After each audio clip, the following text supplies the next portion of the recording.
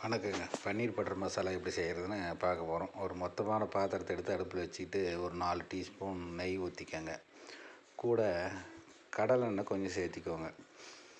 கடலெண்ணெய் சேர்த்திக்கிட்டு எண்ணெய் வந்து லைட்டாக சூடானோடனே சீரகம் ஒரு டீஸ்பூன் சேர்த்திக்கங்க. சீரகம் ஒரு டீஸ்பூன் சேர்த்தி லைட்டாக ஒரு வதக்கி விட்டுட்டு பட்டை, கிராம்பு, ஏலக்காய், பிரிஞ்சி இலை இதெல்லாம் ஒரு 2 பீஸு சேர்த்திக்கங்க. சேர்த்திக்கிட்டு ஒரு 2 ஸ்பூன் மிளகாத்தூள், மஞ்சத்தூள் ஒரு டீஸ்பூன்,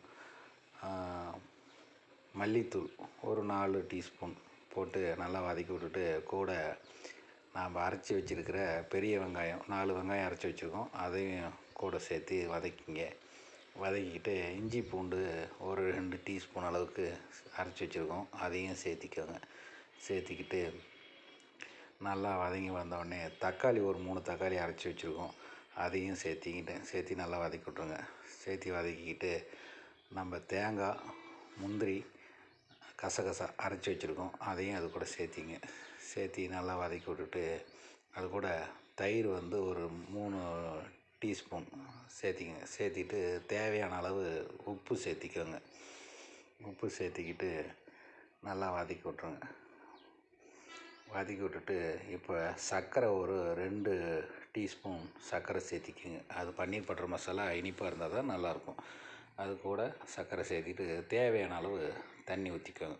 தண்ணி ஊற்றிட்டு அது கொதிக்கிறதுக்குள்ளார ஒரு வடை சட்டியில் ஒரு 2 ஸ்பூன் ஆயில் விட்டு மிளகாத்தூள், மஞ்சத்தூள், மல்லித்தூள், உப்பு இதையெல்லாம் சேர்த்தி லைட்டாக வதக்கி விட்டுட்டு நம்ம சின்னதாக நறுக்கி வச்சுருக்கிற பன்னீரை வந்து அதில் சேர்த்தி லைட்டாக வறுத்து எடுத்துக்கலாம்.